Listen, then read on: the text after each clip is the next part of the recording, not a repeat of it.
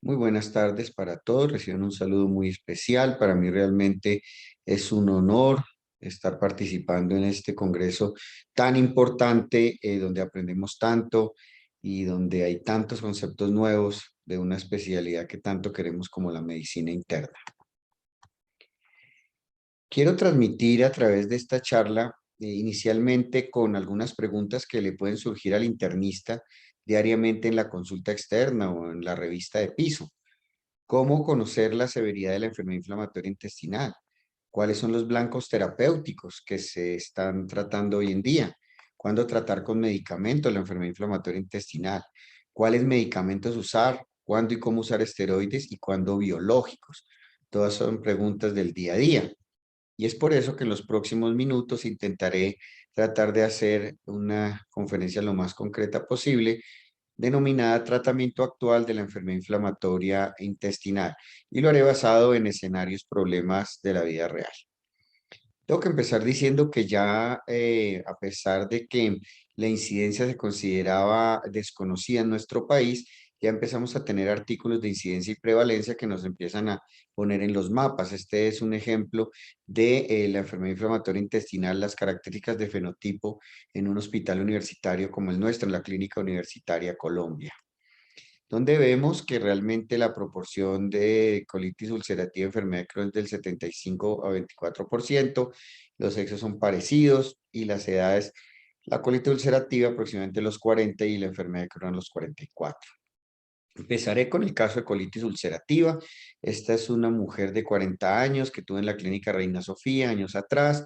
Con los últimos 6 meses presentaba deposiciones diarreicas 4 o 5 veces al día, cada vez más frecuentes, dolor abdominal, tenesmo, urgencia. Había consultado 5 veces por urgencia y valorado 2 veces por triage, con diagnóstico de amibiasis y tratamiento con mejoría parcial.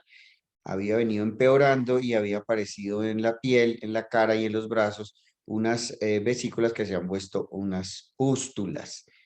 Y después volveremos al caso.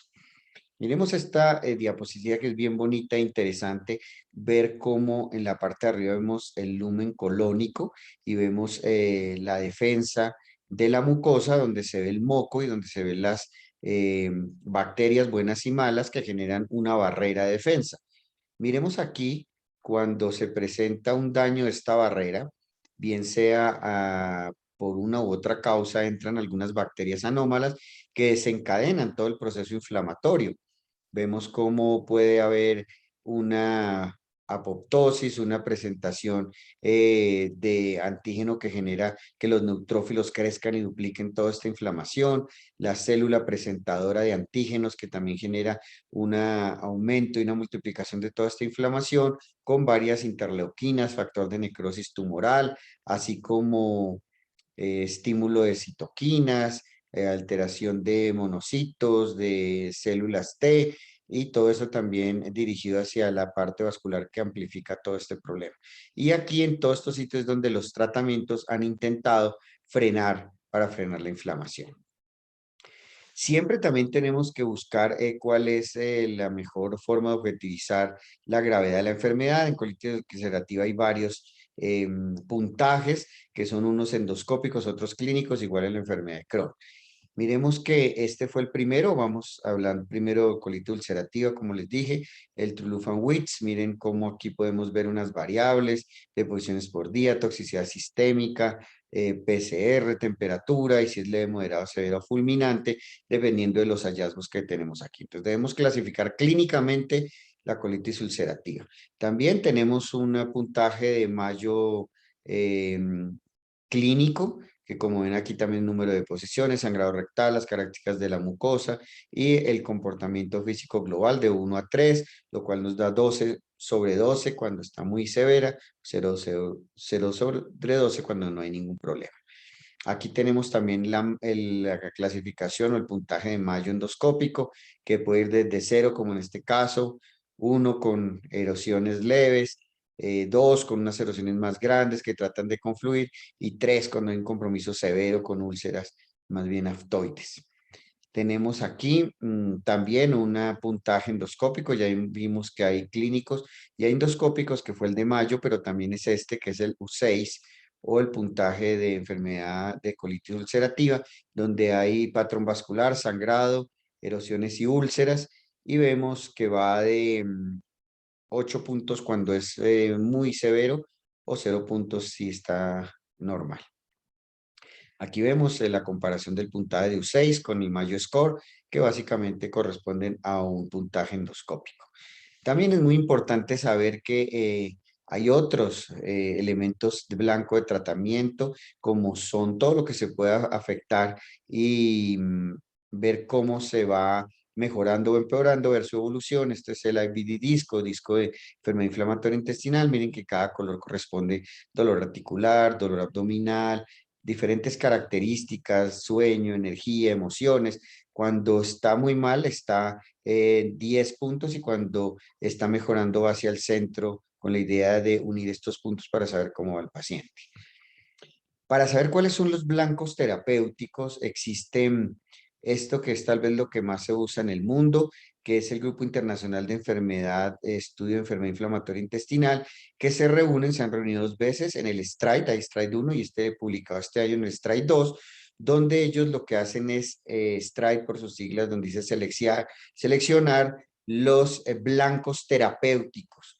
Y esto es bien importante y quiero que lo miremos despacio y lo entendamos. A la izquierda vemos un bloque donde dice enfermedad inflamatoria activa. Vemos unas flechas que llevan a unos círculos. El primero, y es el primer objetivo terapéutico, esto se hace una revisión de toda la literatura y después un consenso de expertos para mirar cuál es la recomendación ideal. El primer círculo es la respuesta sintomática, es decir, que el paciente se encuentre en buenas condiciones con menos síntomas. El siguiente objetivo terapéutico es curación total de los síntomas y normalización de la proteína C reactiva. El siguiente blanco terapéutico es disminuir la calprotectina, que ha tomado mucha fuerza últimamente. Y el cuarto blanco terapéutico es el cuarto círculo, que es la curación endoscópica y la normalización de la calidad de vida. Miren aquí que esas flechas van hacia abajo. Si no se logra alguno de estos objetivos o blancos terapéuticos, significa que la enfermedad está activa. Se intenta, pero no se considera blanco terapéutico, la curación transmular o la curación histológica. Y miren más abajo cómo los primeros blancos son a corto tiempo, los otros a intermedio tiempo y los otros a largo tiempo. Y eso es lo que hoy en día se conoce como los blancos terapéuticos de la enfermedad. Pero para empezar tratamiento necesitamos resolver muchas preguntas. Esta es una diapositiva que copié del American College de hace unos 15, 20 días, donde vimos esta charla. Vemos la seguridad del tratamiento, qué prefieren los pagadores, cuál es la severidad de la enfermedad, cuál es la preferencia de los pacientes, cuál es la eficacia, qué dicen los ensayos clínicos, y todo esto, cada uno es un punto que tenemos que resolver. Pero realmente en términos generales tenemos que evaluar la gravedad de la enfermedad, la extensión de la enfermedad que se hace con otro puntaje, que es el de Montreal, que en colitis ulcerativa es E1, que es solo en recto, proctitis, E2, colon izquierdo, y E3, colitis extensa, y la evolución de la enfermedad. Entonces, basado en eso, les traje unas recomendaciones que vamos a mirar muy lentamente porque son clave analizarlas, y están publicadas en la Revista Colombiana de Gastroenterología. El grupo de enfermedad inflamatoria intestinal las publicó el año pasado y están muy actualizadas, son de finales del año pasado y los invito a revisarlas. Miremos aquí que si tenemos una proctitis ulcerativa activa leve, es decir, muy localizada y leve, empezamos en el centro con 5-ASA, mesalazina, supositorios, tratamiento tópico, 1 gramo al día por 4 semanas, y hay 2 probabilidades. Veamos hacia la izquierda de ustedes, que si mejora, entonces uno deja el mantenimiento del 5-ASA tópico en supositorios, pero cada vez más espaciado a 48 a 72 horas. Si por el contrario no mejora al lado derecho, tendremos que usar esteroides tópicos 4 semanas, el budesonide en espuma es lo recomendado, que si mejora con esto bajaremos siempre. La intención siempre es buscar el tratamiento más bajo que genere un efecto adecuado, un control de la enfermedad. Bajaremos a 5-ASA con supositorios. Si esto no mejora, entonces nos toca subir y poner esteroides orales y seguir ya como colitis ulcerativa moderada grave si no hay mejoría. Veamos esta colitis ulcerativa izquierda o extensa activa leve. Entonces empezamos ya con 5-ASA, pero no tópico, sino oral, y veremos que es oral más tópico. Es decir, empezamos conjuntamente oral más tópico tomado, ya 1 a 4 gramos al día, y veremos que si mejora el lado izquierdo, seguimos con mantenimiento solo con 5-ASA a la mitad de la dosis por día. Pero si no mejora, nos tocará irnos igual a esteroides, budesonida, 9 miligramos día por 8 semanas, o tratar como una colitis ulcerativa grave si no mejora. Entonces veamos esta que ya es la colitis ulcerativa, izquierda o extensa grave o moderada, donde empezamos con la prednisona, ya empezamos es con esteroides, ya no con 5-ASA, sino esteroides. Más de 40 miligramos día, los estudios han mostrado que no mejora más, pero sí genera efectos adversos, más 5-ASA oral, y veremos a la izquierda si hay mejoría, quitamos la prednisona y seguimos solo con el 5-ASA.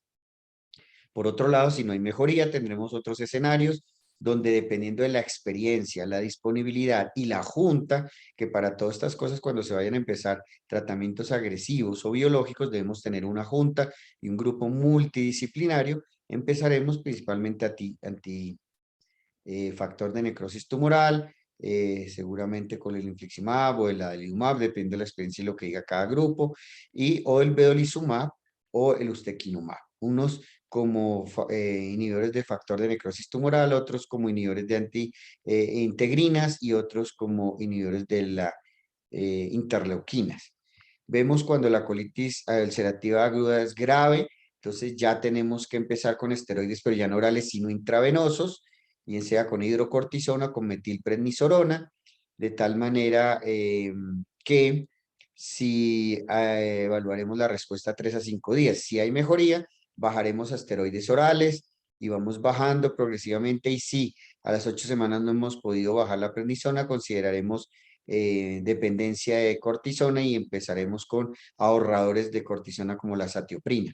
Si por el otro lado no hay mejoría, tendremos que pensar en la ciclosporina o los inhibidores de factor de necrosis tumoral como el infliximab, y todo esto dependerá de la experiencia, de la disponibilidad y de lo que diga la junta multidisciplinaria. También es importante saber, y me gustan mucho los metaanálisis en red actuales, donde se tratan de poner escenarios reales de manera indirecta, porque vemos que no hay estudios disponibles de comparaciones directas, pues por diferentes razones, pero aquí vemos los nodos que son los círculos y las líneas que, dependiendo entre más grande el círculo, más pacientes tiene ese estudio, y entre más gruesa la línea es donde más evidencia hay. Ahí vemos que se compara placebo con todos los biológicos y se saca lo que es una área bajo la curva para evaluar de una manera indirecta bayesiana, como les dije, cuál sería el mejor medicamento en comparaciones indirectas. Veamos que este metaanálisis es bien importante, muy bien hecho, donde vemos que en pacientes naïf que no han recibido tratamientos, deberían dárseles como mejor eficacia, como muestra aquí el infliximab, y segunda posibilidad el vedolizumab, tanto para mejoría endoscópica como remisión clínica. Ya en la parte donde ya han recibido y han sido expuestos a tratamientos con anti-TNF, entonces ya cambia y deberíamos utilizar por el sucra más alto el tofacitinib, muy seguido el ustekinumab, que son medicamentos más novedosos, tofacitinib inhibidor de JAK1 y el ustekinumab inhibidor de algunas interleuquinas específicas. Entonces, esta es la recomendación. También unas palabras para saber que en algunos casos, como en hemorragias severas o en perforaciones, la cirugía tiene un papel muy importante, y es por eso que necesitamos manejo multidisciplinario. Ya vámonos al final de nuestro caso clínico que les había propuesto. Entonces vamos a ver este caso que es del recto, pero era una colitis extensa con un compromiso de piel. Le hicimos la clasificación y era básicamente una colitis E3 de Montreal, como les enseñé, porque era extensa, manifestaciones extraintestinales porque tenía pioderma gangrenoso, un TRULU fulminante, un índice de Mayo clínico de 12/12, endoscópico de 3/3, un 6 de 8/8. Empezamos con esteroides y biológicos sin mejoría, por lo cual el paciente siguió deteriorándose en una mujer con posteriores hemorragias severas, por lo cual tocó hacerle una cirugía y la paciente realmente tuvo una curación excelente y hoy viene como una vez cada 2 años a controles. Ahora veremos un caso de la enfermedad de Crohn. Este es un paciente ejecutivo que me enviaron al consultorio de la Clínica Colombia, un petrolero, 60 años, 6 meses de dolor abdominal progresivo en fosa ilíaca derecha y pérdida de peso importante. Lo primero que le hice fue una enteroresonancia y una calprotectina que no tenía, había sido consultador de muchos médicos y había tenido varios diagnósticos de colon irritable sin mejoría. Aquí vemos que le encontramos una estenosis en la enteroresonancia y una calprotectina muy alta y la colonoscopia con ilioscopia, como vemos, una estenosis a nivel ileal distal. Aquí lo mismo ver la fisiopatología tan interesante, apasionante como desconocida aún y lo que nos falta, enfermedad de Crohn, el lumen intestinal, una bacteria que daña la barrera de las células epiteliales y las vellosidades, dañando el moco y las bacterias buenas, generando toda una eh, estímulo y una ampliación de la inmunidad que puede ser natural que nos defiende, pero en este caso una inmunidad adquirida que genera toda esta alteración y crecimiento de interleuquinas y alteraciones de macrófagos, que es los puntos blancos del tratamiento. Lo mismo, aquí tenemos menos puntajes, pero les mostraré los principales. Está el CDAI o CDAI, que es el puntaje de actividad de la enfermedad, que tiene 8 puntos, que vemos ahí, número de posiciones, dolor abdominal, sensación de masa, hematocrito, y tiene unos multiplicadores por los cuales da un puntaje entre 0 y 600. Si está menor de 150 está muy bien, si está entre 150 y 450 una alteración clínica moderada y mayor de 450 es muy severa. Vemos aquí que hay otro puntaje también endoscópico, que es el CES-CD, en el cual le evaluamos las úlceras, si están ausentes o están muy grandes, la superficie de la úlcera, la estrechez o estenosis, y ahí vamos a tener también un puntaje de CES. Cuando ya se ha resecado una parte, entonces ya se mira la anastomosis y es la clasificación o el puntaje de Rogers, que es el que utilizamos en la anastomosis si no hay aftas o hay menos de 5 aftas o cuando hay más de 5 aftas para evaluar la necesidad de tratamiento. También, como les dije, la extensión de la enfermedad en Montreal. En Crohn es un poquito más compleja, pero se divide en A, L y B. A de edad, L de localización en inglés y B de comportamiento. A1 menor de 16 años, A3 mayor de 40 y A2 entre 17 y 40. L1 si es ileal, L2 colónica, L3 ileocolónica y B1 dependiendo de la estenosis si es leve pero no penetrante o una estenosis leve o una estenosis penetrante. Esta es una diapositiva bien interesante que quiero que entendamos. Vemos aquí varias gráficas, vemos el color azul donde vemos unas recaídas de la enfermedad con control de la enfermedad, después de un tiempo otra recaída de los síntomas y eso es lo que nosotros vamos a ir viendo. Sin embargo, detrás estamos viendo la línea verde que es ascendente y a pesar de que la clínica se va presentando en crisis, se están generando cada vez más complicaciones. Vemos estenosis, fístulas, abscesos y la línea roja que indica que las complicaciones están avanzando, progresando y muchas veces no las vemos y solamente vemos la parte clínica de intermitencia. Entonces, esto nos da una oportunidad de ventana. Si nosotros logramos hacer el diagnóstico bien hecho con todos los elementos sumatorios a tiempo, nosotros tenemos una ventana de oportunidad para que no se generen esas complicaciones que son mucho más difíciles de tratar. Y que logremos esta gráfica que vemos aquí. Es decir, una azul donde vemos una crisis, unos síntomas que son claros, pero que frenamos en el tratamiento a tiempo y no generamos esas complicaciones. Esta ya la conocen, ya la habíamos analizado, es igual que la colitis ulcerativa, el STRIDE-2, que es la recomendación de los expertos con la mejor evidencia de los blancos terapéuticos. La primera opción y a corto término es la respuesta a los síntomas, es decir, disminución de los síntomas. Después, más adelante, la remisión y curación de los síntomas y normalización de la proteína C reactiva. Más adelante, en un blanco intermedio, es la disminución de la calprotectina, son niños que mejoren su crecimiento y ya al final, a largo plazo, es la curación endoscópica y la mejoría de la calidad de vida. Y esto es importante porque si no logramos alguna de estas o las cuatro, no tenemos una enfermedad controlada.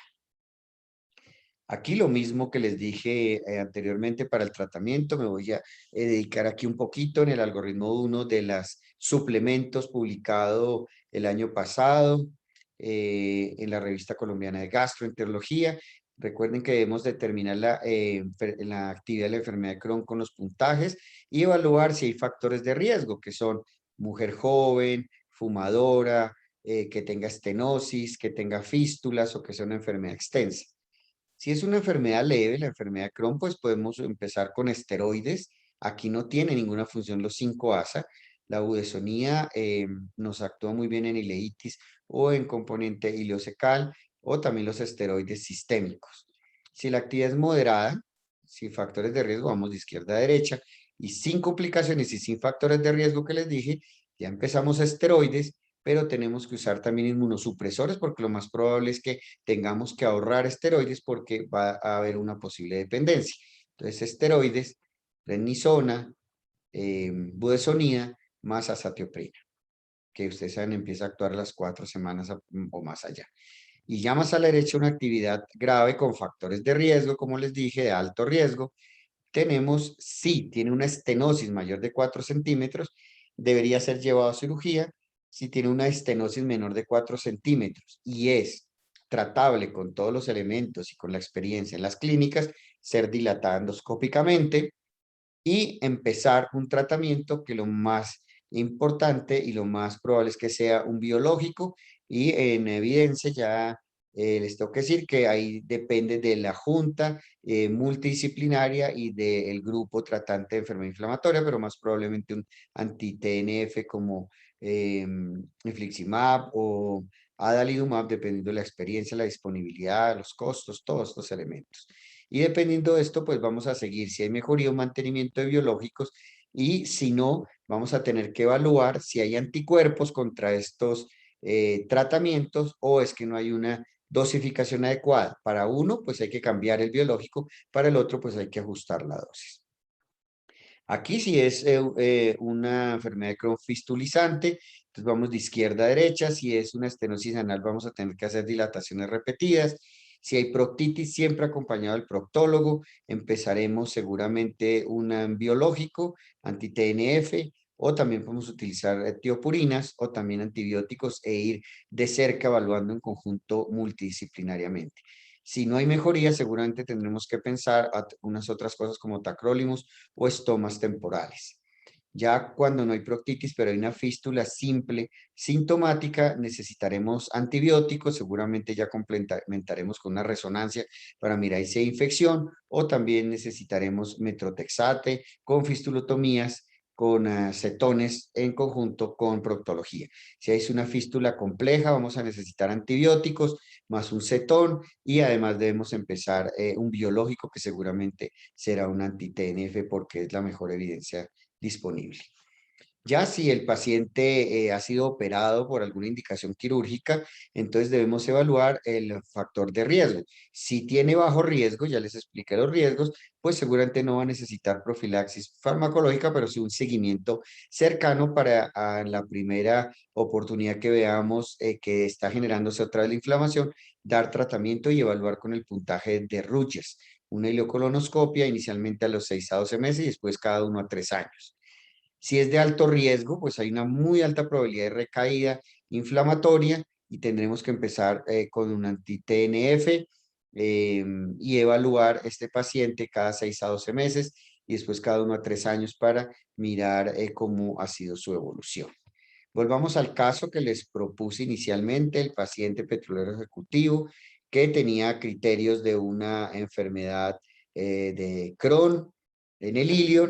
Teníamos manifestaciones extraintestinales, sí, como les muestro aquí, tenía una uveitis valorada por oftalmología, factores de mal pronóstico no los tenía, compromiso era ileal, el puntaje endoscópico de 6 que les mostré, básicamente endoscopio eran 5/12, el Montreal era A, porque tenía más de 40 años, a 3, el L1 porque estaba solo en el ilion, y el B era B1 porque era una estenosis leve, superficial. Empezamos con prednisona y azatioprina, el paciente mejoró de una manera importante el dolor y el peso, pero cada vez que yo intenté quitarle el esteroide, el paciente recaía, por lo tanto hice una dependencia a esteroides, me tocó pasarlo a anti-TNF, empezamos infliximab, decidido en la junta multidisciplinaria que tenemos en gastroenterología con todas las especialidades que manejan el tema, y hoy el paciente lleva 2 años con una gran calidad de vida y con una gran mejoría. Ya para llevar a casa, quiero terminar diciéndoles que la enfermedad inflamatoria intestinal ha venido creciendo en incidencia y en prevalencia de una manera importante. Es por eso que necesitamos conocer los blancos terapéuticos actuales, de los cuales les mostré, conocer la severidad y la extensión de la enfermedad para tener en cuenta el tratamiento más adecuado, dirigir el tratamiento hacia el blanco necesario, saber interconsultar y remitir a tiempo. Y muy importante, y esto es tal vez de lo más importante, que debe tener un manejo multidisciplinario, donde esté el gastroenterólogo, el internista, el cirujano, el médico familiar, el médico de cuidado intensivo, enfermería entrenada y experta, proctología, oftalmología, dermatología, reumatología, soporte nutricional, es decir, todo el grupo multidisciplinario de la enfermedad de la salud en búsqueda de tener una mejor calidad de vida y unos mejores resultados en esta creciente y tan devastadora enfermedad autoinflamatoria. Muchas gracias.